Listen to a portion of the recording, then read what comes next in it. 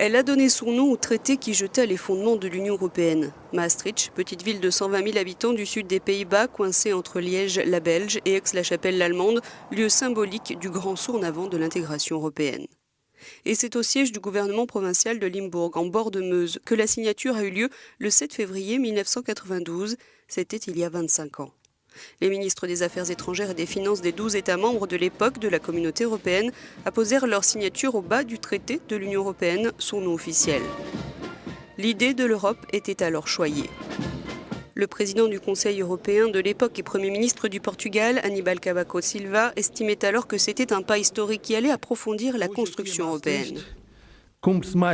Aujourd'hui, ici à Maastricht, se concrétise une nouvelle étape historique de l'Europe que nous bâtissons ensemble.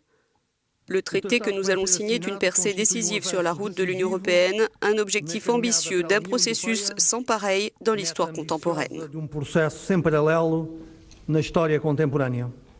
Un pas de géant vers l'intégration politique et économique de l'Europe, car les 12 États membres cédaient alors des pans de leur souveraineté. Le traité de Maastricht ou traité de l'Union européenne repose sur 3 piliers. Les communautés européennes, la politique étrangère et de sécurité commune, la coopération policière et judiciaire en matière pénale. Le traité introduit aussi la citoyenneté européenne dans la législation communautaire.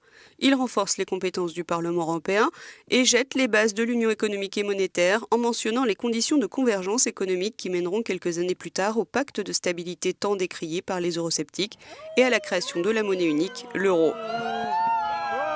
Devenu le symbole d'une Europe de plus en plus intégrée depuis son arrivée dans les poches des Européens le 1er janvier 2002, l'euro a survécu au tourbillon de la crise malgré les faiblesses de l'union économique et monétaire. Mais depuis, de nouvelles tensions internes et externes mettent à l'épreuve la solidité de la construction européenne.